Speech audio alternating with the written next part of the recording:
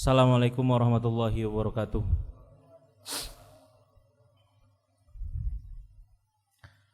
Innal hamdalillah, sesungguhnya segala puji hanya bagi Allah Subhanahu wa taala. Nahmaduhu, kita bersama memujinya, wa nasta'inuhu, dan kita memohon selalu pertolongan kepadanya, wa nastaghfiruhu, dan kita memohon ampunan kepada Allah Subhanahu wa taala atas dosa-dosa kita, wa na'udzubihi min syururi anfusina, dan kita memohon perlindungan kepada Allah Subhanahu wa taala dari kejahatan nafsu kita, wa min sayyiati a'malina, dan kita juga memohon perlindungan kepada Allah Subhanahu wa taala dari keburukan amal perbuatan kita. May yahdihillahu fala mudhillalah, dan barang siapa yang diberi petunjuk oleh Allah Subhanahu wa taala, maka sekali-kali tidak akan ada seorang pun yang mampu menyesatkannya. Wa may yudlil fala hadiyalah, dan barang siapa yang disesatkan oleh Allah Subhanahu wa taala, maka sekali-kali tidak akan ada seorang pun yang mampu memberikannya petunjuk. Asyhadu an la ilaha illallah wahdahu la syarikalah, wa asyhadu anna Muhammadan abduhu wa rasuluh. Qala Allahu azza wa jal, a'udzu billahi minasyaitonir rajim. Ya ayyuhalladzina amanu taqullaha haqqa tuqatih wa la tamutunna illa wa antum muslimun. Wahai orang-orang yang beriman, bertakwalah kalian kepada Allah dengan sebenar-benarnya takwa, dan jangan sekali-kali kalian mati kecuali dalam keadaan Islam. Dan bersabda Rasulullah sallallahu alaihi wasallam, fa inna asdaqal hadithi kitabullah, maka sebenar-benar perkataan adalah firman-Nya Allah Subhanahu wa taala. Wa khairul huda hudan Nabi sallallahu alaihi wasallam, dan sebaik-baik petunjuk adalah petunjuknya Nabi Muhammad sallallahu alaihi wasallam. Wa syarrul umuri muhdatsatuha, dan seburuk-buruk perkara adalah perkara-perkara baru yang diada-adakan di dalam agama. Fa inna kulla muhdatsatin bid'ah, karena setiap perkara-perkara baru yang diada-adakan di dalam agama adalah bentuk kebid'ahan. Wa kullu bid'atin dhalalah, dan setiap kebid'ahan merupakan kesesatan. Baik teman-teman sekalian, hadirin dan hadirat azakumullah. Pertama-tama marilah kita panjatkan selalu puja dan puji syukur kita kehadirat Allah Subhanahu wa taala atas limpahan rahmat dan karunia-Nya kepada kita. Salawat dan salam marilah kita curahkan kepada junjungan kita, suri tauladan kita, Nabi kita tercinta Muhammad sallallahu alaihi wasallam, beserta kepada seluruh keluarganya, seluruh sahabatnya dan umatnya. Hadirin dan hadirat azakumullah, segala puji bagi Allah, kita kembali bisa dipertemukan oleh Allah Subhanahu wa taala di dalam majelis ilmu pekanan kita di masjid yang kita cintai ini. Maka tak bosan saya menasihati pada diri saya pribadi yang berbicara di sini dan antum sekalian untuk bersama-sama selalu mengikhlaskan niat kita di dalam langkah kita dalam menuntut ilmu, dalam upaya kita menambah keilmuan, menambah ketakwaan kepada Allah Subhanahu wa taala, sehingga apa yang kita usahakan benar-benar berbuah manis di dalam kehidupan kita. Apa yang kita usahakan, apa yang kita tuntut di tempat ini atau di tempat-tempat yang lainnya, berbuah kebaikan-kebaikan, kemaslahatan yang banyak untuk kehidupan kita, dari pemahaman yang bertambah baik, ya, pemahaman yang benar, pemahaman yang diridhoi oleh Allah Subhanahu wa taala, dan kemudian kita diberikan selalu kekuatan untuk beramal dengan keilmuan kita. Dan semoga ini semua usaha kita dalam berilmu dan beramal menjadi sebab, ya, kita diwafatkan oleh Allah Subhanahu wa taala dalam keadaan yang baik, dalam keadaan husnul khatimah. Baik ikhwas sekalian, teman-teman sekalian, kita akan melanjutkan pembahasan dari kitab Ighatsatul Lahfan fi Masaidi Syaitan, ya. Pembahasan kita masih di dalam bantahan-bantahan Ibnu Qayyim Al-Jauziyah rahimahullahu taala terhadap golongan manusia yang suka bersiasat, seorang manusia atau golongan manusia yang suka mencari-cari celah di dalam agama untuk bisa keluar dari ketetapan-ketetapan Allah Subhanahu wa taala, ya. Ketika Allah Subhanahu wa taala mewajibkan sesuatu kepada mereka, maka mereka mencari-cari celah bagaimana cara mereka untuk bisa keluar dari kewajiban tersebut. Dan kita sudah sampaikan, ya, teman-teman sekalian, ini relevan, ini akan selalu relevan. Dan kita punya dorongan seperti ini, siapapun kita. Ketika kita dikalahkan oleh hawa nafsu kita, kemudian dihadapkan pada persoalan-persoalan ketetapan Allah Subhanahu wa taala, maka ini sering terjadi dalam diri kita. Ya. Ketika misalnya ada sebuah ketetapan, kewajiban, ya, yang kita sudah tahu ilmunya, tetapi hawa nafsu kemudian apa? Hawa nafsu mengalahkan kita, maka selanjutnya adalah yang kita cari adalah pembenaran. Kalau saya tidak mengerjakan ini, ada enggak dalilnya? Ya, kalau saya mau keluar dari ini bagaimana? Ada enggak ulama yang kemudian berpendapat lain daripada ini? Dicari-cari. Ini salah satu mentalitas yang berbahaya, ya. Karena sejatinya ketika kita merujuk kepada Rasulullah SAW, merujuk kepada para salaful ummah, ya, para sahabat, tabi'in dan tabi'ut tabi'in, orang-orang soleh yang Allah Subhanahu wa taala rekomendasikan mereka, tidak ada di kamus mereka ketika datang ketetapan, kewajiban, jangankan kewajiban, amalan-amalan sunnah ketika mereka tahu ilmunya, maka pantang bagi mereka untuk apa? Untuk mencari-cari celah supaya tidak melakukannya. Ini yang membedakan antara kita dengan generasi terbaik umat Islam. Ya, kita kalau baca bagaimana komitmen orang-orang soleh terdahulu itu luar biasa. Ya, jangankan urusan yang wajib, urusan yang sunnah, urusan yang mubah saja mereka berhati-hati. Ya, karena mereka tidak mau terjerumus pada perkara-perkara yang tidak diridhoi oleh Allah Subhanahu wa taala, ya. Dan kemudian ikhwas sekalian, di halaman 855, ya, 855 kita sudah sebutkan bahwa orang-orang yang yang pada akhirnya bersiasat mencari-cari celah di dalam agama, itu sebagian dari mereka tujuannya baik, benar tidak? Kita sudah sebutkan misalnya orang-orang Jahmiyah, ya, orang-orang Jahmiyah. Kita sebutkan kemarin apa Pak orang Jahmiyah itu?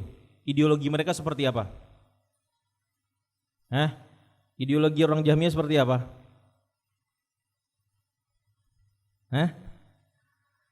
Bukan takfiri, bukan. Apa? Bentar. Orang-orang Jahmiyah itu orang-orang yang menolak sifat-sifat Allah Subhanahu wa taala. Jahmiyah ini salah satu firqah tertua. Ya, di mana mereka mengadopsi filsafat Yunani, pemikiran-pemikiran Aristoteles, pemikiran Plato, ya, dan seterusnya. Kemudian mereka terapkan untuk menimbang-nimbang sifat-sifat Allah Subhanahu wa taala yang Allah sendiri sampaikan di dalam Al-Qur'an atau lewat lisan Rasulullah sallallahu alaihi wasallam. Niat mereka baik tidak, Pak? Niat mereka menolak sifat-sifat Allah, niat mereka baik tidak? Tujuan mereka baik tidak? Apa tujuan mereka? Mensucikan Allah Subhanahu wa taala. Mereka mau mensucikan Allah Subhanahu wa taala. Kalau kita menetapkan sifat ini, nanti Allah itu sama dengan makhluknya. Maka bagaimana jalan keluarnya? Sudah, kita tolak, kita serahkan itu semuanya, itu sifat-sifat nama-namanya saja yang kosong, yang tidak bisa kita artikan. Ya, Allah Subhanahu wa taala yang tahu tentang sifat-sifat tersebut pada hakikatnya. Dan ini enggak boleh. Masa Allah Subhanahu wa taala kemudian menurunkan sifat-sifatnya, asma'nya di dalam Al-Qur'anul Karim sebagai pedoman, sebagai petunjuk, tetapi tidak bisa atau tidak boleh dimengerti oleh hamba-hambanya. Tujuan mereka baik. Orang-orang Khawarij misalnya, Pak, yang mengkafirkan umat Islam, pelaku dosa besar. Ya, tujuan mereka baik enggak? Tujuan mereka baik enggak? Apa tujuan mereka? Tujuan mereka apa? Niat mereka apa mengkafir-kafirkan umat Islam? Ya, mau mengagungkan agama Islam, ya enggak? Mau mengagungkan Allah Subhanahu wa taala. Jangan sampai ada di antara hamba-hamba Allah Subhanahu wa taala yang menyepelekan perkara-perkara agama. Ya, jangan sampai Islam dikotori dengan para pelaku-pelaku dosa. Akhirnya apa? Mereka menghadzir umat Islam, mengkafirkan mereka secara serampangan. Seperti itu. Bahkan disebutkan juga oleh Ibnu Qayyim Al-Jauziyah, ya. Di antaranya di halaman 765. Ya, di halaman 765. Disebutkan juga bahkan orang-orang wahdatul wujud misalnya. Ya, yang punya ideologi bersatunya Tuhan dengan makhluk, bersatunya Tuhan dengan hamba-hambanya. Tujuan mereka baik nggak Pak? Tujuan mereka apa? Menelurkan ideologi seperti itu. Mau memurnikan Allah Subhanahu wa taala. Ya, benar-benar mengagungkan Allah seagung-agungnya, bahwa tidak ada di dunia ini kecuali Allah Subhanahu wa taala. Ya, tidak ada yang eksis kecuali siapa? Allah Subhanahu wa taala. Mentauhidkan Allah Subhanahu wa taala. Ya, tetapi cara-cara mereka salah. Ya, niat yang baik saja itu tidak cukup. Ini konsep di dalam agama kita, Pak. Enggak bisa dalam beragama itu hanya bermodalkan apa? Niat yang baik. Makanya kata Abdullah bin Mas'ud radhiyallahu taala anhu, kam min muridin khair lam yusibhu. Betapa banyak orang yang menginginkan kebaikan tidak apa? Tidak kesampaian dengan niatnya itu. Ya. Makanya di dalam agama kita diwanti-wanti, ya, yang namanya ibadah itu harus ada dua apa? Dua kesatuan di dalamnya. Yang pertama harus apa? Ikhlas kepada Allah Subhanahu wa taala, niatnya benar, ikhlas untuk Allah Subhanahu wa taala. Yang kedua harus ittiba, harus sesuai dengan petunjuk Rasulullah sallallahu alaihi wasallam. Kalau orang gagal memegang konsep ini dalam ibadah, konsekuensinya akan panjang. Ya, ini sejati yang kita bahas nih di dalam kitab Ighatsatul Lahfan. Ini konsekuensi dari orang-orang yang gagal menerapkan dua konsep ini. Yang namanya ibadah itu harus ikhlas dan kemudian harus ittiba kepada Rasulullah sallallahu alaihi wasallam. Panjang. Ya, makanya kasus-kasus segala sesuatu penyelewengan di dalam ibadah pasti ada khalal dari dua poin ini, poin besar ini. Ya. Dan kemudian yang akan kita bahas ya bantahan dari Ibnu Qayyim Al-Jauziyah. Orang-orang yang suka bersiasat ini, ya, bersiasat di dalam agama, mencari-cari celah di dalam agama, sejatinya dari awal mereka sudah punya maksud yang apa? Yang buruk. Dari awal, ketika mereka mencari-cari celah di dalam agama, mereka mau keluar dari ketetapan Allah Subhanahu wa taala. Ya, dan kita sudah sebutkan contohnya yang disebutkan oleh Ibnu Qayyim Al-Jauziyah, contohnya ada orang yang enggak mau atau malas sholat jamaah di masjid. Ya, mereka enggak menolak fadilah dari sholat berjamaah di masjid buat laki-laki. Mereka enggak menolak, itu enggak ada fadilahnya, itu enggak wajib buat yang bilang sholat di masjid itu wajib buat laki-laki. Mereka enggak menolak itu. Ya, sholat di masjid benar ada fadilahnya, ya, atau bahkan wajib. Tetapi dia berkhilah di situ, dia bersiasat di situ. Ya, kata Ibnu Qayyim Al-Jauziyah, ngapain dia bersiasat, Pak? Apa? Iya, dia nyari rumah yang jauh dari masjid, nggak kedengeran azan. Ya, dia bersiasat di situ. Dia nggak menolak ada fadilah sholat di masjid berjamaah bersama kaum muslimin, dia nggak menolak itu. Ya, tetapi apa, dia mencari celah supaya dia punya justifikasi, pembenaran. Orang saya nggak dengar apa? Nggak dengar azan. Dan ini nggak ada sama sekali kamusnya di generasi terbaik. Pernah kejadian kan? Kita pernah bacakan mungkin hadisnya di sini. Ya, ada orang yang tinggalnya jauh. Kata seorang sahabat, saya nggak tahu ada orang yang lebih jauh tinggalnya dari orang ini. Ya.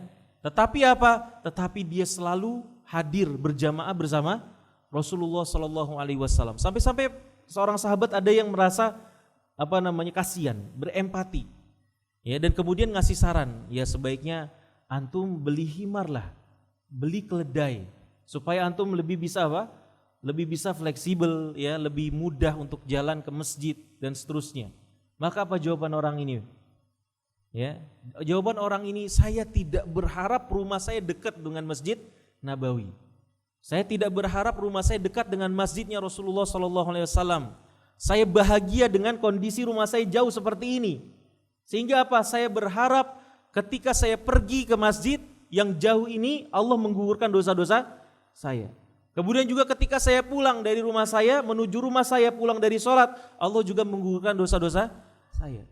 Maka sampailah kepada telinga Rasulullah sallallahu alaihi wasallam, dan kemudian apa kata Rasulullah, dia mendapatkan keduanya. Ini mentalitas, ya, generasi terbaik. Kenapa kita banyak harus berkaca kepada salafus saleh. Kenapa kita Pak? Kita ngaji ya dan kemudian kita sandarkan ya pemahaman kita kepada generasi terdahulu. Karena generasi terbaik. Ya, generasi yang paling sedikit takalufnya, paling sedikit pembangkangannya, itu generasi Rasulullah sallallahu alaihi wasallam. Ya, dan kemudian generasi setelahnya, itu tiga generasi terbaik. Begitu. Ya. Kalau kita mengikuti pemahaman orang zaman sekarang, antum mau berpemahaman sebagaimana orang-orang liberal, ya, yang sekarang zindik, orang-orang yang berhilah selalu nih dalam agama, bersiasat selalu, dia cari-cari celah, yang kadang-kadang kalau kita baca kita malah banyak beristighfar, astagfirullah, karena apa? Nyeleneh, ya, dan ini kan nggak baik. Begitu juga yang dicontohkan oleh Ibnu Qayyim al-Jauziyah dalam urusan zakat misalnya. Ada orang berhilah, bersiasat. Dia enggak menolak zakat itu wajib. Dia terima zakat itu wajib. Ya, tetapi dia berhilah, dia bersiasat supaya kewajiban tersebut tidak dia dia tidak pikul. Ya, dengan cara apa, Pak? Ketika sudah sampai nisab, ketika sudah sampai haulnya, dia bagi-bagikan hartanya kepada anak dan istrinya. Dibagi-bagikan. Supaya apa? Kemudian tidak sampai nisab. Ya, ini namanya bersiasat. Ini namanya apa? Bersiasat dalam agama. Dan ini berbahaya ikhwas sekalian. Ada alasan kenapa Ibnu Qayyim al-Jauziyah kemudian memaparkan panjang lebar tentang permasalahan ini. Kalau kita jujur, kita punya kecenderungan ini kan Pak ya? Kita punya kecenderungan seperti ini enggak? Iya, ada ya enggak? Alhamdulillah kalau enggak. Ya. Lagi kajian kemudian disampaikan ilmu baru sama guru-guru kita, oh itu wajib ternyata ya.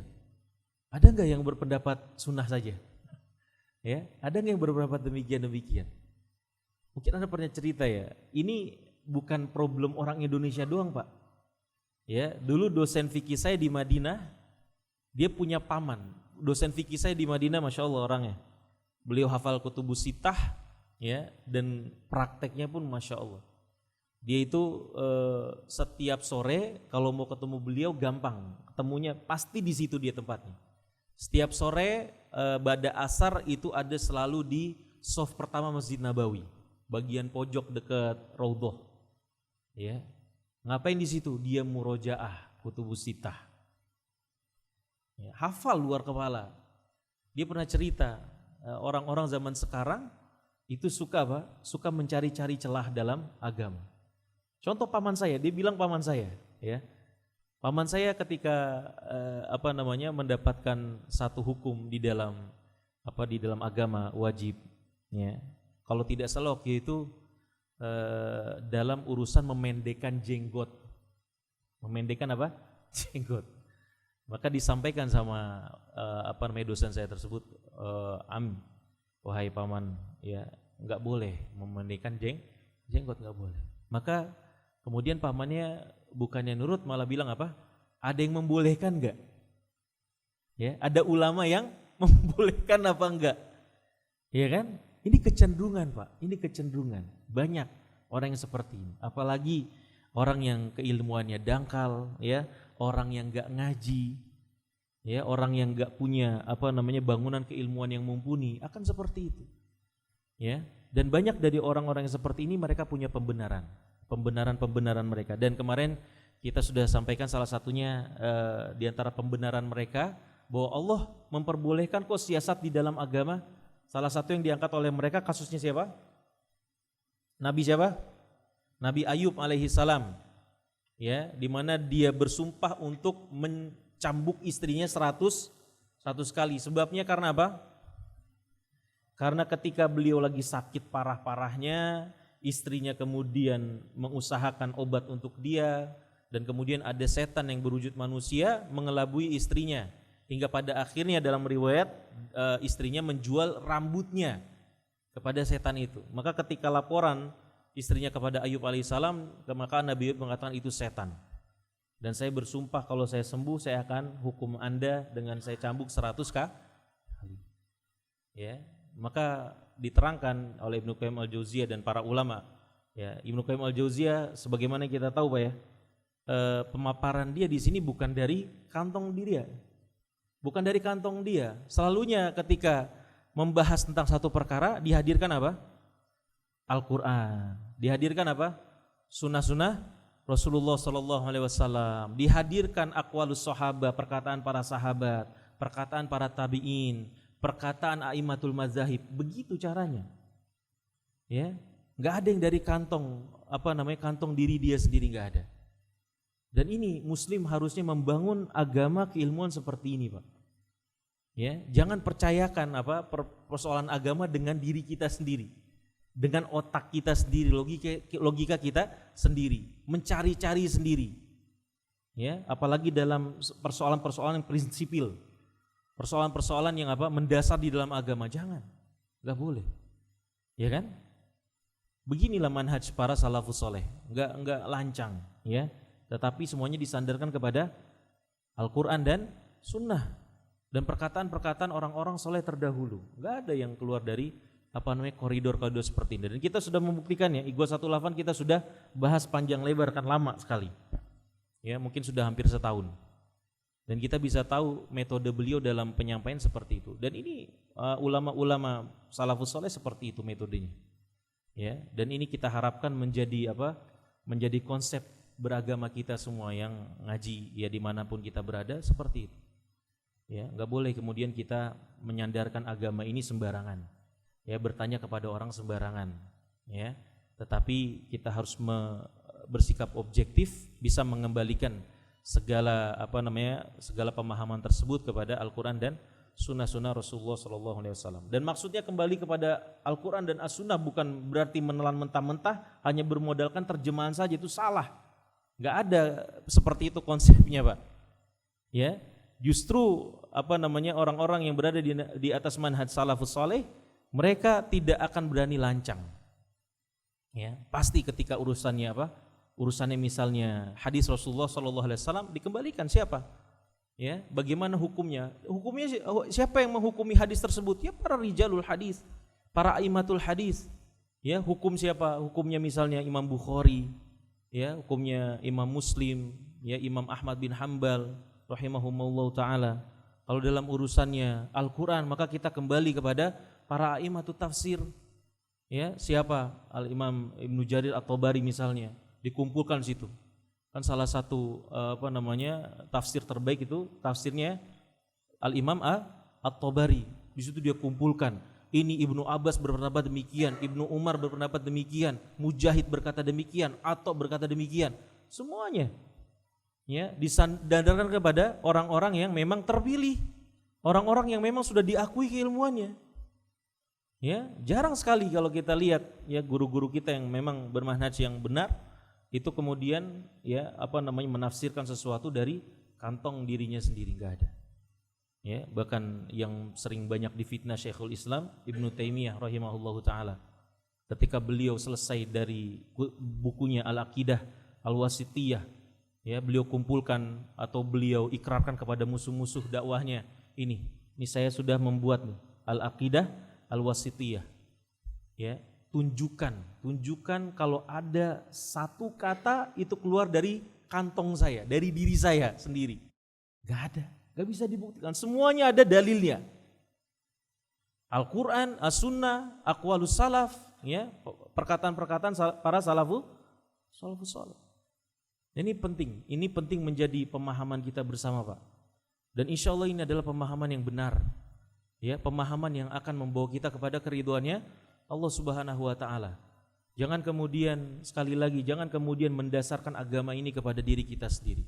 Diri kita ini penuh dengan kekurangan, ya, penuh dengan obsesi dunia, hawa nafsu. Ya, kita akan dikalahkan oleh hawa nafsu kita. Tetapi kalau kita bisa objektif, kita kembalikan kepada Allah dan Rasulnya, insya Allah yang akan terhampar oleh kita adalah pemahaman para salafus saleh. Kalau kita mau jujur beragama, yang terhampar dari kita secara logika sehat, ya, ketika kita mau beragama yang baik, ya kita lihat generasi terbaik seperti apa. Ya, dan kita sudah dibekali, ya, ini bentuk rahmatnya Allah Subhanahu wa taala, umat Muhammad sallallahu alaihi wasallam, kita dibekali dengan perangkat-perangkat keilmuan yang bisa dibuktikan keabsahannya. Ya, makanya di agama kita ada namanya apa? Sanad, isnad, gitu ya.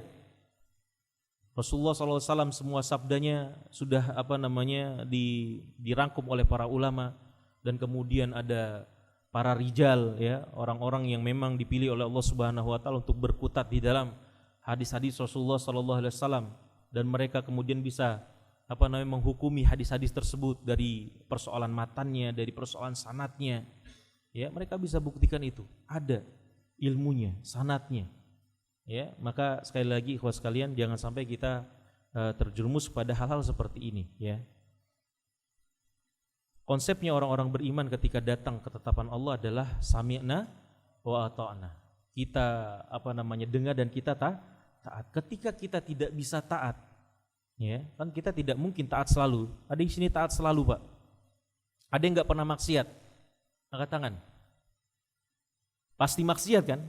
Ketika harus terjerumus kepada kemaksiatan, maka jangan sampai yang kita lakukan adalah mencari-cari pembenaran. Sudah akui kesalahan itu, sudah akui kemaksiatan itu, jangan dilanjutkan. Ya, kita bertaubat kepada Allah Subhanahu wa taala, selesai perkaranya. Ya, kalau kita kemudian mencari-cari pembenaran, nanti pada akhirnya, ya, hasrat kita untuk bertaubat dari dosa kita semakin mati, ya, semakin hilang. Baik, ikhwas sekalian, selanjutnya Ibnu Qayyim Al-Jauziyah membahas tentang salah satu dalil orang-orang yang suka bersiasat di dalam agama, ya, dari kasusnya Nabi Yusuf alaihi salam. Dari kasus siapa? Nabi Yusuf alaihi salam. Ini salah satu yang banyak kemudian diangkat oleh orang-orang yang mengatakan boleh kok bersiasat. Tadi orang yang misalnya sudah hampir wajib zakat, kemudian dia bersiasat seperti itu, dia bagikan hartanya, mereka menganggap ini boleh-boleh saja. Kenapa? Nih Nabi Yusuf alaihissalam pun, ya, pernah bersiasat di dalam apa? Agama. Bersiasat di dalam agama. Contohnya misalnya di halaman 802. Di halaman 802. Wa amma istidlaluhum bi anna Allah subhanahu 'allama nabiyahu Yusuf alaihi salam al-hila allati tawassala biha ila akhi. Ya, salah satunya orang-orang yang suka bersiasat ini, ya, mereka mengatakan Allah ngajarin Yusuf untuk bersiasat. Ya, Allah ngajarin siapa? Yusuf alaihissalam untuk bersiasat. Ketika kemudian dia bersiasat supaya kelak saudara-saudaranya akan kembali kepada dia. Kan kasusnya Nabi Yusuf alaihissalam kan dicelakain sendiri ya sama saudara-saudaranya kan. Beliau dimasukkan ke dalam sumur, ya. Mereka tinggalnya di mana, Pak? Nabi Yusuf dan ayah dan keluarganya itu tinggal di mana? Asal mereka di mana? Palestina, di Syam. Ya. Kemudian saudara-saudaranya cemburu kepada Nabi Yusuf, dan karena apa? Karena melihat Yusuf ini sangat disayang oleh bapaknya, Pak, anak paling kesayangan, ya. Dan kemudian akhirnya mereka bersiasat supaya Yusuf ini enggak menjadi beban mereka lagi, menjadi beban pikiran mereka. Akhirnya mereka bersiasat, ya, memasukkan Yusuf ke dalam sumur, dan kemudian berbuat drama ke ayahnya. Mereka bawa baju Yusuf yang dilumuri dengan apa? Dengan darah, ya, dengan darah binatang. Dikasihlah, ya, dan kemudian ayah Nabi Yusuf tahu mereka sedang bohong. Ya, dalam riwayat di tafsir itu kan disebutkan, kenapa bapaknya bisa tahu itu bohong? Kenapa, Pak? Hah? Iya, dia saudara-saudaranya bilang Nabi Yusuf diterkam hewan buas. Tapi yang ada di baju Nabi Yusuf cuma darah, nggak ada robekan, nggak ada robek-robek bajunya. Ya, kalau logikanya kalau orang diserang hewan buas, apa yang dilakukan hewan buas, Pak? Ya dicakar, digigit, tapi bajunya apa? Bajunya utuh, cuman ada lumuran darah. Ya, dan kemudian singkat cerita Nabi Yusuf ditemukan oleh seorang kafilah dagang, kemudian dibawa ke negeri Mesir di sana. ya, dan kemudian singkat cerita pada akhirnya beliau dimasukkan penjara, kemudian beliau diketahui oleh teman-teman seperjuangan di penjaranya bahwa dia orang soleh dan kemudian bisa menafsirkan mimpi, ya, bisa menafsirkan mimpi. Maka ketika itu raja di negeri tersebut bermimpi dengan mimpi yang aneh, ya, mimpinya aneh. Ya, kemudian ditanya, raja itu bertanya kepada para menteri-menterinya, ya, adghathu ahlam, ini mimpi kosong ini yang gak ada artinya.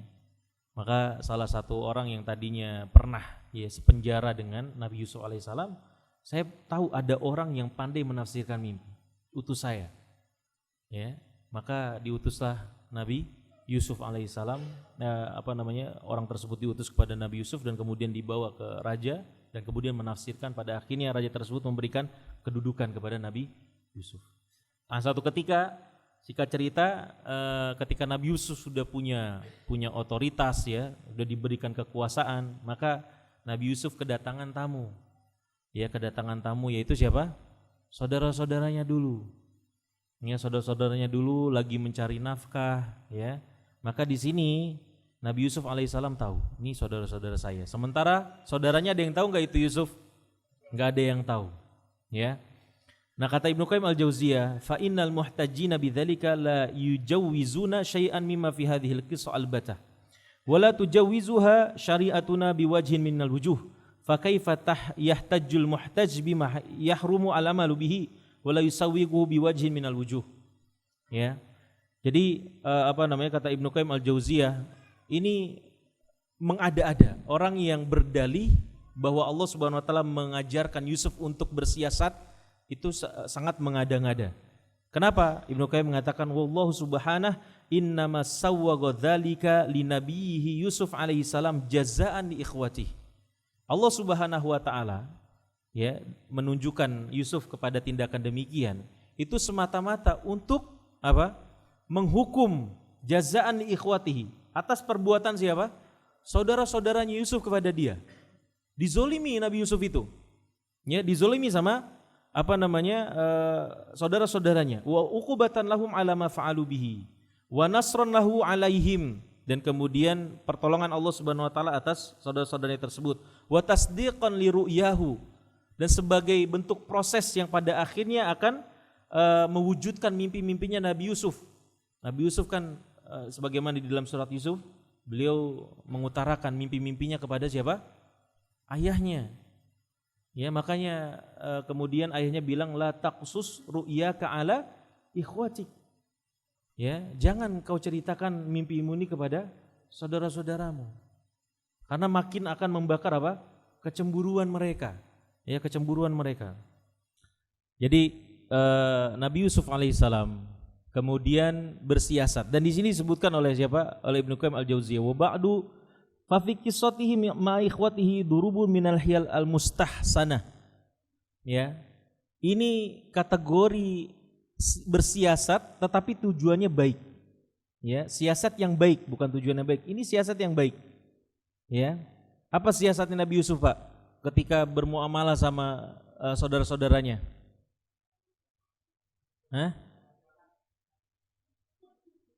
Itu nanti kedatangan pertama ketika Nabi Yusuf mengenali mereka. Mereka kan para pedagang, ya. Mereka bawa bid'ah mereka, bawa harta benda mereka, dan kemudian salah satu bentuk transaksi saat itu kan di barter, ya. Barter misalnya datang ke sebuah daerah nih. Di daerah tersebut komoditi utamanya apa? Misalnya beras atau kurma atau apa segala macam, nanti ditukar dengan perdagangan mereka. Ya, atau mungkin dengan mata uang saat itu. Pada intinya ketika kemudian Nabi Yusuf mengetahui ini saudara-saudaranya, ya, dan kemudian mereka sedang berdagang, sedang mencari ma'isyah, datang ke situ, maka kemudian Nabi Yusuf penuhi kebutuhan mereka. Kemudian ketika mereka balik, ya, barang-barang mereka tidak diambil tetapi dikembalikan. Jadi mereka bawa komoditi dagang dari negeri Nabi Yusuf, dan kemudian mereka tetap memiliki barang-barang dagangan mereka, balik lagi. Ya, dan ini bentuk siasat Nabi Yusuf alaihissalam yang tidak memudaratkan mereka. Ya, di sini kata para ulama, annahu arahum karamahu fi raddil bid'ah liyakuna ad'alahum ilal aud. Nabi Yusuf melakukan demikian supaya apa? Supaya saudara-saudaranya ketika nanti sampai di satu titik atau sampai di rumahnya mereka menyadari bahwa barang-barang mereka enggak ada yang diambil. Artinya mereka dapat harta yang mereka butuhkan dan mereka juga mendapatkan harta mereka tadi. Ya, enggak terjadi barter tetapi mereka mendapatkan semuanya. Nah, ini ditunjukkan Nabi Yusuf alaihissalam supaya mereka berpikir, oh ternyata penguasa di sana baik. Sehingga mereka nanti akan balik lagi. Ya, Nabi Yusuf ingin demikian. Di antara penjelasan para ulama seperti itu. Atau kata para ulama, innahu alim. Ya innahu alima anna amanatahum tuhwijuhum ila raj'ah liyarudduha ilaih. Fahadal muhtal bihi amalun salih. Ya. Atau kemudian yang kedua, Nabi Yusuf tahu, ya, saudara-saudaranya ini kan anak-anak Nabi. Ya. Ada sifat amanah di dalam diri mereka. Ketika mereka mendapati misalnya harta mereka ternyata dikembalikan. Ya, bisa jadi nanti mereka berpikir, apa yang mereka pikirkan? Wah, ini jangan-jangan lupa diambil barang-barang kami nih. Ya harusnya kan dibarter, tukar kan? Ditukar barang-barang kami ditukar dengan barang-barang mereka. Komoditi dagang kami ditukar dengan komoditi mereka. Nah, karena mereka ada sifat amanahnya, Nabi Yusuf yakin mereka akan kembali lagi untuk apa? Mengembalikan barang barteran yang harusnya diambil dari mereka. Ya, al-muhim seperti itu. Artinya apa? Nabi Yusuf punya maksud dan tujuan, ya, yang baik di dalamnya. Ya, berbeda dengan maksud dan tujuan orang-orang yang bersiasat di dalam agama. Tujuan mereka untuk apa, Pak? Buruk kan tujuannya. Ya, mereka tujuannya buruk, mau keluar dari ketetapan Allah Subhanahu wa taala. Berbeda, dari tujuannya sudah berbeda. Makanya kata Ibnu Qayyim al-Jauziyah, ya, wal istidlalu bidzalika min abtalil batil. Ya, kemudian orang-orang yang pandai bersiasat dalam agama ini kalau mengangkat kasus Nabi Yusuf min abtalil batil. Hujah yang sangat batil. Ya, hujah yang sangat batil. Nah, wal maksud ruju'uhum wa maji'u akhihi wa dzalika amrun fihi manfa'ah lahum wa li abihim lahu. Kan Nabi Yusuf sebelum melepas saudara-saudaranya ini pulang ke daerahnya berpesan kan bahwa nanti saudara kalian yang satunya, ya, siapa saudara yang satunya? Binyamin. Ya, saudaranya yang satunya yang baik hati. Ya. Maka dipesankan sama Nabi Yusuf, kemudian mereka bercerita dan kemudian mereka tahu ada saudaranya lagi, maka Nabi Yusuf berpesan kalau datang ke sini lagi bawa siapa saudara kalian. Ya. Nah, maksudnya Nabi Yusuf apa? Wa dzalika amrun fihi manfa'alahum wa li abihim wa lahu. Ya, dengan nanti kembalinya mereka ke mana? Ke daerahnya Nabi Yusuf, kekuasaan Nabi Yusuf, itu akan ada maslahat, manfaat buat diri Nabi Yusuf, buat bapaknya Nabi Yusuf, buat saudaranya Nabi Yusuf, kebaikan buat saudara-saudaranya juga semuanya dapat kebaikan. Ya, jadi ada kebaikan di baliknya. Ini halaman 802 ya, bantahannya atas kisahnya Nabi Yusuf. Wa inna ma lam yu'arrifhum nafsahu li asbabin ukhar fiha manfa'ah lahum wa li abihim wa lahu. Ya. Falau arrafahum nafsahu fi awwali marrah lam yaqa al-ijtima' bihim wa bi abihi dzalikal mauqi' al-'azim. Dan kemudian Nabi Yusuf tidak memperkenalkan dari awal siapa dirinya. Ya, Nabi Yusuf tahu itu saudara-saudaranya tetapi dia tidak memperkenalkan dirinya, enggak langsung ini saya Yusuf, enggak. Ya, maksudnya supaya apa? Supaya terkumpul nanti semuanya. Biar kumpul dulu semuanya.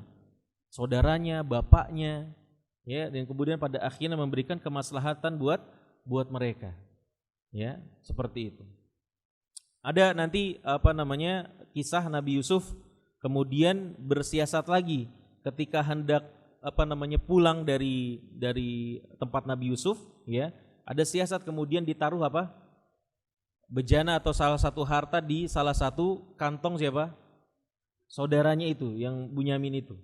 Ya, sehingga pada akhirnya tertahanlah saudaranya tersebut di daerahnya siapa? Nabi Yusuf alaihissalam. Ini diantara bantahan daripada Ibnu Qayyim Al-Jauziyah buat orang-orang yang suka bersiasat dalam agama, di mana mereka salah satu dalilnya adalah Nabi Yusuf bersiasat. Ya, Nabi Yusuf bersiasat di dalam agama. Ya, kalau begitu kita juga boleh. Maka dibantah oleh Ibnu Qayyim Al-Jauziyah, beda. Motif mereka beda, maksud mereka beda. Ya, antara Nabi Yusuf dengan mereka beda sama sekali, langit dan bumi. Ya, Nabi Yusuf maksudnya adalah kemaslahatan. Ya, memang tujuannya baik. Ya, tujuannya baik, bukan tujuan macam-macam. Sementara mereka tujuannya macam-macam, ya, untuk keluar dari ketetapan Allah Subhanahu wa taala, dan sudah pasti itu adalah keburukan. Baik ikhwas sekalian, sekarang kita masuk kepada hadis dari Al-Arba'in An-Nawawiyah, Riyadhus Shalihin, ya.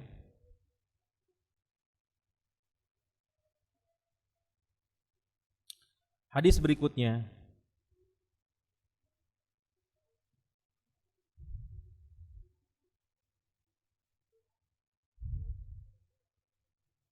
ya. Hadis ke-11 atau hadis ke-110 dari kitab Riyadhus Shalihin dari bab Al-Mujahadah. Ini sepertinya ada kesalahan. Ada yang terlongkap dari hadisnya. Ya, di judul apa, Pak? Semangat mencari apa? Hidayah, ya. Di sebelumnya ada satu hadis yang penting juga disampaikan di sini. Hadis ke-16. Hadis ke-16 dari kitab atau bab Al-Mujahadah, atau hadis ke-110 dari Riyadhus Shalihin. Jadi Riyadhus Shalihin itu banyak hadisnya, dan kemudian Al-Imam An-Nawawi rahimahullahu taala membuat perbab-bab dari hadis. Ya, salah satu bab yang disisipkan oleh Al-Imam An-Nawawi rahimahullahu taala adalah bab tentang Al-Mujahadah. Mujahadah itu artinya apa? Bersungguh-sungguh, ya, bersungguh-sungguh di dalam menjalankan ketaatan kepada Allah Subhanahu wa taala. Nah, salah satu hadisnya dari sahabat Abu Mas'ud Uqbah ibn Amr Al-Ansari Al-Badri radhiyallahu taala anhu qala lamma nazalat ayatus sadaqah kunna nuhamilu ala zuhurina faja'a rajulun fatasaddaqa bi syai'in katsirin faqalu mura'in wa ja'a rajulun akhar fatasaddaqa bi sa'in faqalu innallaha laghaniyun an sa'i hadza fanazalat alladzina yalmizuna almutawwi'ina minal mu'minina fis sadaqat walladzina la yajiduna illa juhdahum. Surat At-Taubah ayat 79, muttafaqun alaih. Kata sahabat Uqbah ibn Amr Al-Ansari, kata beliau, lamma nazalat ayatus sadaqah kunna nuhamilu ala zuhurina. Ya. Faja'a rajulun fatasaddaqa bi syai'in katsir. Ketika turun ayat tentang sedekah, ya, turun tentang ayat tentang sedekah, kunna nuhamilu ala zuhurina, maka kami berbondong-bondong membawa harta sedekah di atas pundak-pundak kami. Ya, ini salah satu sifatnya para sahabat Rasulullah sallallahu alaihi wasallam. Ya, turun ayat mereka langsung praktekkan, dan mereka punya obsesi besar di dalam hal ini. Ya. Ketika turun satu ayat, mereka punya obsesi bagaimana mereka bisa mengamalkan ayat tersebut. Ya, bahkan ini salah satu karakternya para sahabat. Pernah disampaikan ya oleh para sahabat Rasulullah SAW tentang mereka. Para sahabat itu ketika mempelajari ayat dari Rasulullah SAW tidak sampai 5 ayat, tidak sampai 10 ayat. Ya, mereka ambil beberapa ayat dan kemudian apa? Mereka mencoba mengamalkannya dahulu. Ya, mengamalkannya di dalam kehidupan mereka. Selesai baru mereka ambil lagi. Ya, ini harusnya menjadi mentalitas kita semua, siapapun, terutama penuntut ilmu, orang yang bermajelis ilmu. Ya, mentalitas kita tuh harus ketika mendapatkan satu ilmu, kita harus punya obsesi bagaimana saya bisa merealisasikannya di dalam kehidupan saya. Kita belajar hadis-hadis tentang mujahadat, tentang kesungguhan di dalam ibadah, di dalam amalan. Pulang dari sini harusnya menjadi apa? Orang yang lebih semangat lagi dalam beribadah. Harusnya seperti itu. Ya, meskipun nanti pada prakteknya kita dikalahkan kadang oleh hawa nafsu kita, ya begitulah kita. Tapi harus punya punya daya untuk kembali bangkit, ya, untuk kembali bangkit. Nah, kata Uqbah bin Amr radhiyallahu taala anhu, ketika turun ayat tentang sedekah, ya, maka mereka berbondong-bondong para sahabat bawa ya harta mereka yang banyak.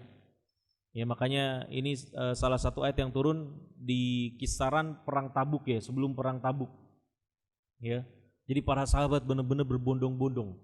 Kunna nuhamilu ala zuhurina faja'a rajulun fatasaddaqa bi syai'in katsir. Ya, kemudian kata sahabat Uqbah, ada seorang sahabat beberapa dari kami yang bersedekah dengan sedekah yang sangat banyak. Banyak sekali.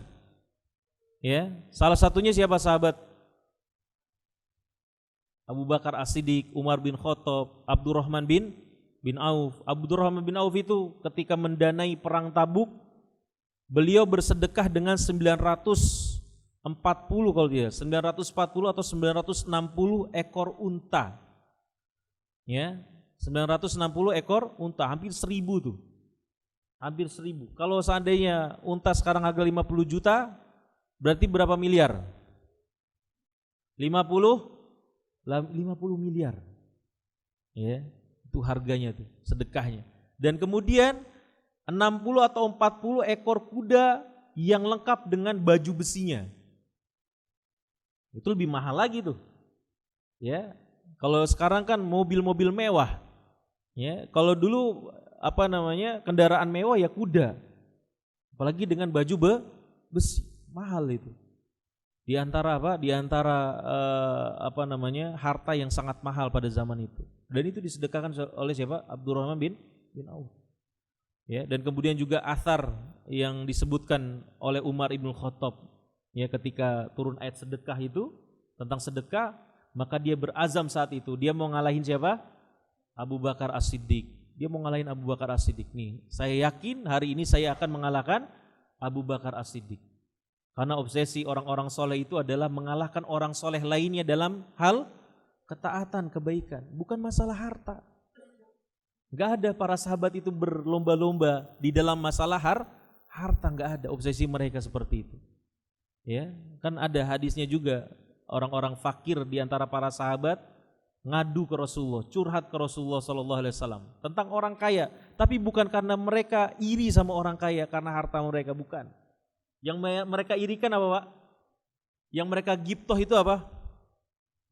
Harta kan? Harta yang disedekahkan oleh orang-orang kaya. Bukan hartanya semata-mata, tapi orang kaya bisa bersedekah dengan harta. Makanya disebutkan dhahaba ahlud duthur bil ujur. Orang-orang miskin saat itu ngadu ke Rasulullah, wahai Rasulullah, orang-orang kaya panen pahala. Zahaba ahlud duthur. Ahlud duthur nih orang-orang kaya, ahlud duthur. Ya, bil ujur. Zahaba ahlud duthur bil ujur. Orang-orang kaya pada panen pahala, ujur. Dari kata ajrun, pahala. Jamaknya ujur. Ya. Nusolli yusalluna kama nusolli wa yasumuna kama nasum wa yatasaddaquna bi fuduli amwalihim. Kata sahabat-sahabat yang fakir, ya Rasulullah, orang-orang kaya panen pahala, mereka kita berpuasa mereka juga bisa berpuasa, kita sholat mereka juga bisa sholat, tapi urusannya dalam bersedekah mereka bisa, kita tidak bisa. Itu yang yang membuat orang-orang miskin dari golongan para sahabat itu iri.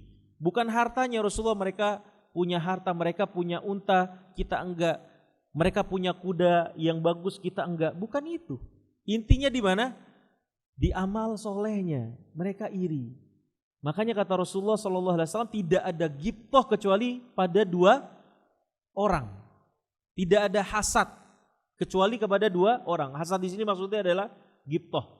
Apa bedanya hasad sama ghibthah, Pak? Hasad sama ghibthah apa bedanya? Apa? Ghibthah yang baik. Ya, kalau hasad itu adalah kita iri, kita pingin apa yang menjadi milik orang lain, dan kita berharap orang lain itu sirna, nikmat yang dia punya itu sirna. Itu hasad tuh. Ya. Orang yang julid. Orang yang apa? Julid. Punya tetangga, punya motor baru, dia berharap, aduh, ini orang kayaknya kerjanya biasa-biasa aja kok bisa beli motor baru. Ya, semoga ntar motornya hilang dimaling orang misalnya. Kan ada gak orang begitu? Ada, banyak. Pengalaman, Pak, ya? Ya, ada orang seperti itu, hasad. Makanya hasad itu merusak, memakan memakan apa? Kayu bakar, memakan kayu sebagaimana api membakar apa? Keimanan sebagaimana kayu membakar api. Hangus keimanan orang itu. Kecuali dua, orang yang berharta dan gipto itu kita menginginkan kebaikan tanpa kita mengharapkan harta atau kenikmatan orang yang kita iri itu adalah hilang. Ya, kita pengen aja.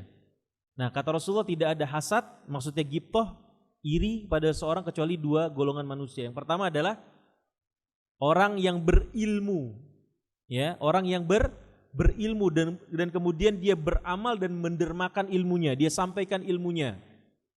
Ya. Dan kemudian yang kedua orang yang kaya, yang berharta dan kemudian dia bersedekah dengan hartanya. Ya, ini enggak ada kecuali di dua orang seperti ini. Ya, dua orang seperti ini. Maka siapa? Umar bin Khattab dia terobsesi mau ngalahin Abu Bakar dalam urusan sedekah. Ini Abu Bakar udah paling susah, yang paling susah dikalahin Abu Bakar saja sudah.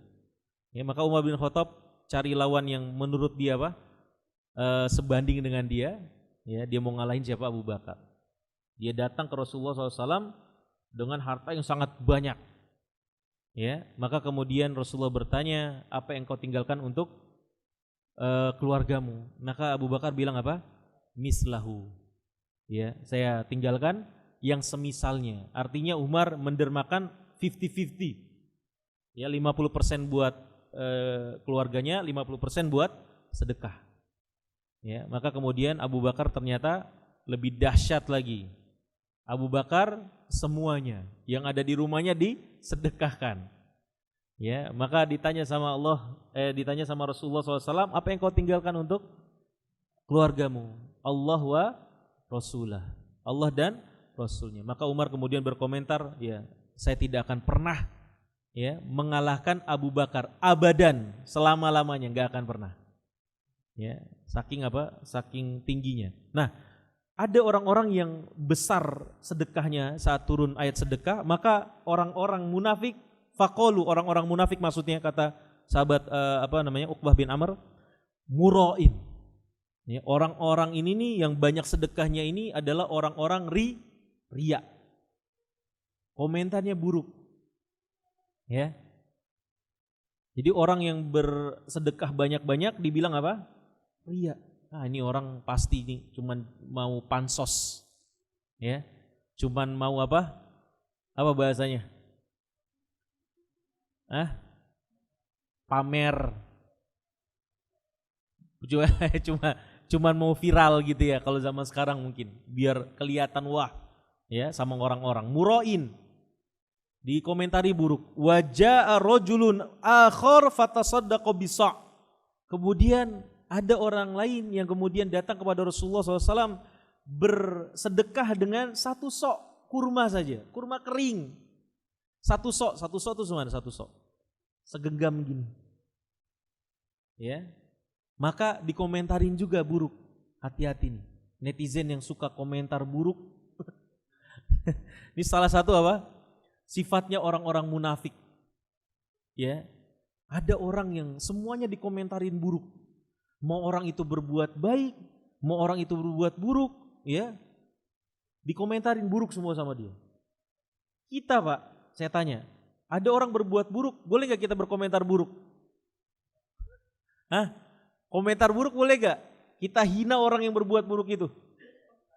Personalnya kita hina-hina, boleh enggak? Gak boleh.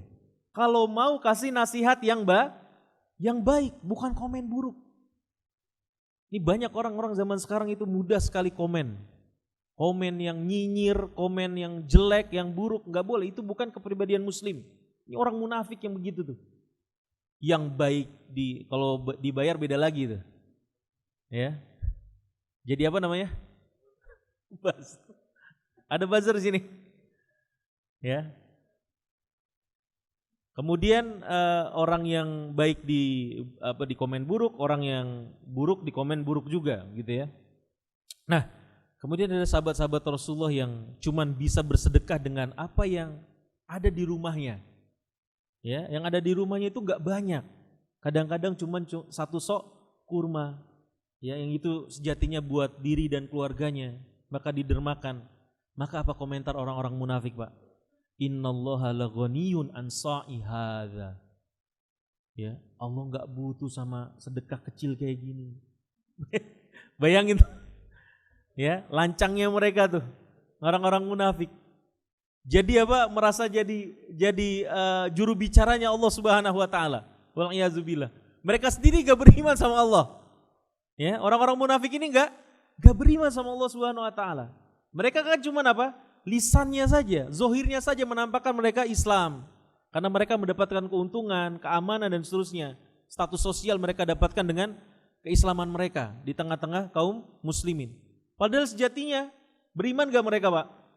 Orang-orang munafik beriman tidak? Tidak beriman.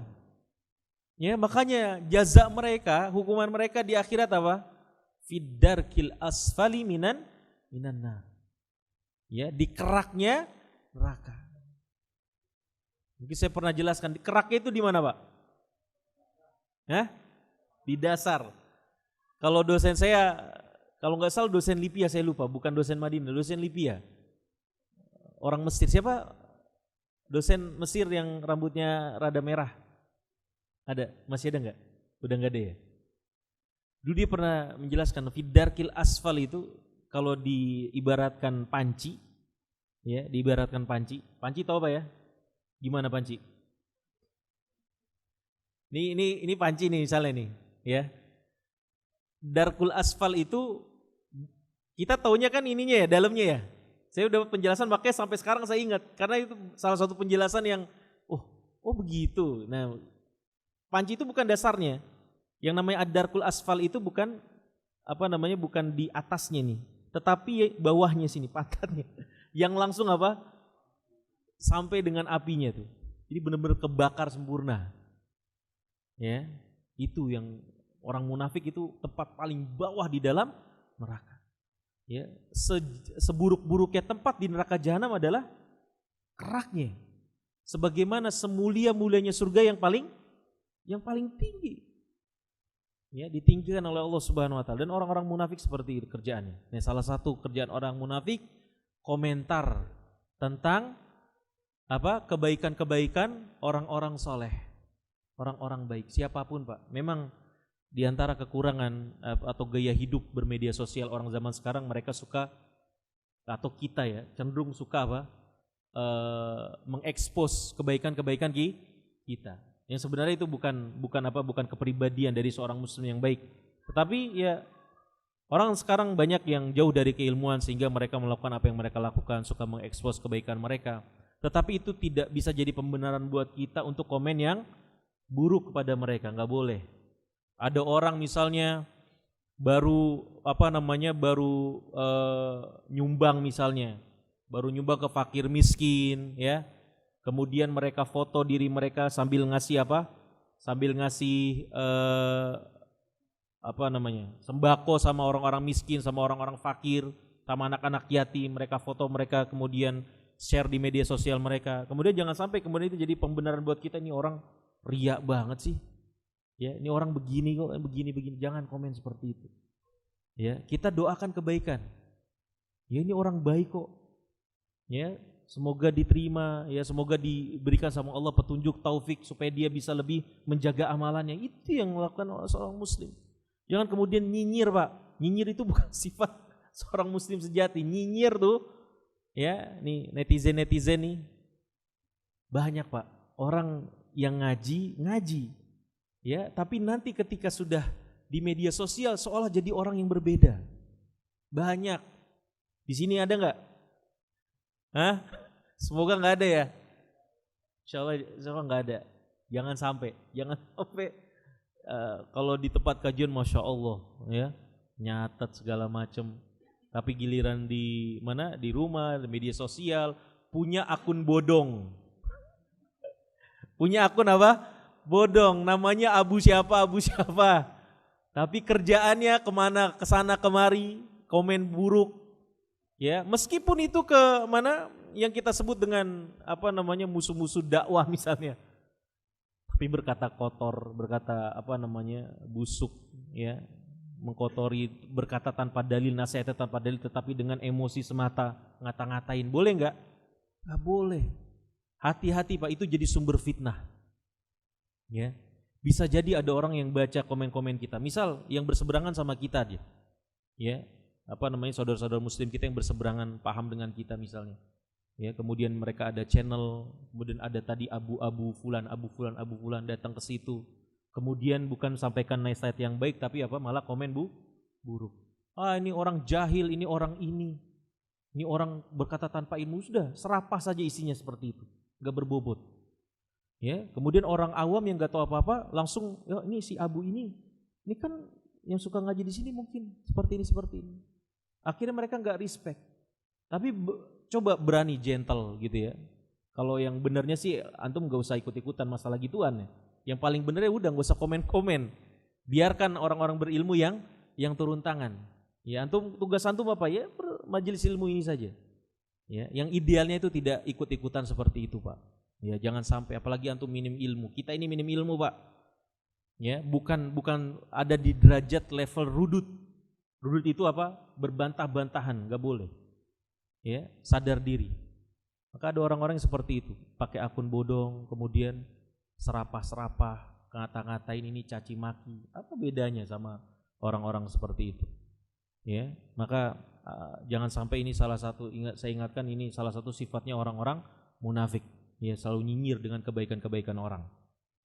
Nah, innallaha laghaniyun an hadza an sa'i hadza. Maka Allah Subhanahu wa taala menjawab nih perkataan orang-orang munafik ini dengan surat At-Taubah ayat 79.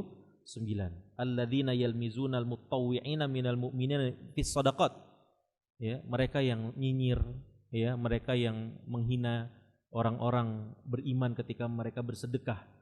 Ya, pun orang-orang alladzina la yajiduna illa juhdahum, ada orang-orang yang enggak punya apa-apa.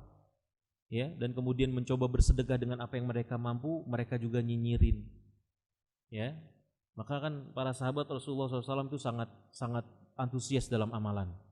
Ya, bahkan ketika perang Tabuk kan para sahabat harus membiayai perang mereka sendiri. Sampai ada orang yang mau berjihad bersama Rasulullah SAW, maka nggak bisa ikut dengan Rasulullah dan para sahabat. Karena apa? Tidak ada tunggangannya.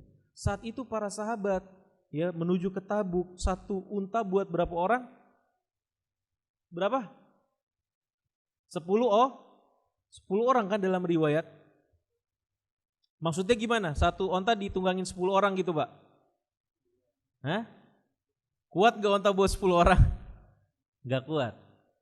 Ya, tapi ganti-gantian. Mungkin 1 kilometer atau 2 kilometer, 5 kilometer si A, kemudian setelah 5 kilo ganti si B, terus ganti-gantian seperti itu. Ya, maka ketika ada sahabat yang nggak bisa ikut, ya, tidak mampu diangkut oleh pasukan, maka mereka pulang dengan penuh dengan isak tangis. Ya, mereka tidak bisa menyedekahkan sesuatu dari diri mereka. Itu para sahabat itu seperti itu. Dan kita sudah katakan berulang-ulang bahwa para sahabat Rasulullah SAW itu kebanyakan orang yang fakir, bukan orang yang kaya. Orang-orang seperti Utsman bin Affan, orang-orang seperti Abu Bakar As-Siddiq itu dikit, ya, nggak banyak. Ya. Maka di sini ya kenapa Al-Imam An-Nawawi memasukkan hadis ini ke dalam babul mujahadah, bab semangat di dalam bab semangat di dalam ibadah kepada Allah Subhanahu wa taala, berkaca kepada orang-orang miskin di kalangan para sahabat. Ya, maka mentalitas seorang muslim, Pak, ketika kita punya potensi, ketika kita punya celah untuk berbuat kebaikan, maka jangan sampai kita meremehkan kebaikan itu. Ya. Bahkan Rasulullah dalam urusan tetangga saja, Rasulullah SAW pernah bilang ke sahabat, ya, kalau kamu masak kaldu maka perbanyak kuahnya. Ya kan? Perbanyak kuahnya. Jangan remehkan kuah itu. Meskipun kuah saja tapi bisa dinikmati sama orang. Ya. Bahkan hadis sebelumnya Rasulullah SAW pernah ingatkan kan? Ya, jangan remehkan kebaikan itu walaupun kamu hanya bersedekah dengan 1 potong kurma, sepotong kurma. Ya, sepotong kurma. Jangan remehkan. Bisa jadi sedekah yang kecil itu akan menyelamatkan kita nanti di akhirat.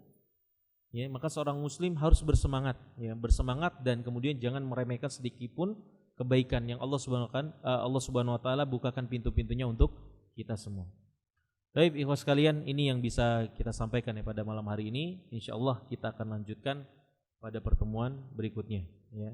Dan kemudian ana himbau ya ikhwas sekalian yang mau berkurban, ya, mau berkurban bisa nanti salurkan kurbannya di MHT. Ya. Ini saya target, saya motivasi supaya supaya ini masjid kita nih Masya Allah nih udah direnov, udah bagus gitu ya. Semoga nanti bisa memberikan kebaikan, kemanfaatan yang banyak buat orang-orang sekitar kita juga, kaum muslimin di sekitar masjid kita. Ya, dan kemudian ana mohon doanya ikhwas sekalian. Ini masjid punya kita. Ya, masjid punya kita semua, bukan punya ana, punya antum. Ya, punya semuanya. Maka antum para penuntut ilmu, orang-orang yang akrab dengan majelis-majelis ilmu terutama di mana di MHT ini gitu ya, rumahnya enggak jauh dari MHT ini, maka saling bahu-membahu kita. Ya, ini baru fisik, Pak. Yang antum melihat, kita lihat ini bagus, ini baru fisik. Tanggung jawab kita setelahnya. Ya. Kita jadikan masjid kita ini penuh dengan keberkahan.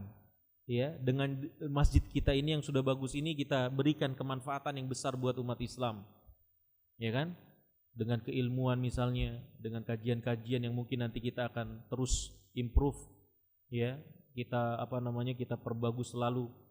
Kita tingkatkan terus amalan-amalan yang bisa kita lakukan dan semuanya teman-teman sekalian, ikhwas sekalian. Ini proyek kita bersama. Ya, proyek kaum muslimin, proyek kita semua, saling bahu-membahu. Ini bukan punya siapa, ini punya Allah. Ya, maka terobsesilah kita menjadi orang-orang yang memakmurkan rumah Allah Subhanahu wa taala, rumahnya Allah Subhanahu wa taala. Ya, sekali lagi ini fisik itu baru ya cuma sekedar fisik. Adapun nanti setelahnya tanggung jawab yang besar. Ya, ini menjadi amanah yang Allah berikan kepada kita. Mungkin Allah Subhanahu wa taala melihat kita sudah mampu bersama-sama bahu-membahu memberikan kemanfaatan, kemaslahatan kepada umat Islam, gitu ya. Ibu sekalian, maka sekali lagi mari bahu-membahu. Insyaallah ini masjid jadilah. Ya, tinggal tunggu waktunya saja. Artinya benar-benar selesai 100% mungkin setelah Idul Adha mungkin ya. Nanti setelah Idul Adha baru kita pasang karpetnya. Udah ada karpetnya, Masya Allah. Ya, sudah ada karpetnya, tinggal pasang. Ya, dan itu sekali lagi berupa fisik saja. Adapun setelahnya adalah kewajiban kita sebagai umat Islam. Ya, kita bahu-membahu untuk memakmurkannya. Ya, nanti kita bikin program-program yang insya Allah bermanfaat buat diri kita dan kaum muslimin. Ya, semoga antum semua bisa selalu mendukung ya masjid kita ini insya Allah. Baik ikhwas sekalian, ini yang bisa ana sampaikan. Ya, insya Allah kita lanjutkan pada pertemuan berikutnya. Mohon maaf ya kalau masih ada kurang-kurang. Ya, karena belum terlalu mahir. Ya, insya Allah nanti melewati beberapa pengalaman kesalahan kita akan mahir insya Allah. Ya, alhamdulillahirabbil alamin. Subhanakallahumma wabihamdik, asyhadu an la ilaha illa anta, astaghfiruka wa atubu ilaik. Assalamualaikum warahmatullahi wabarakatuh.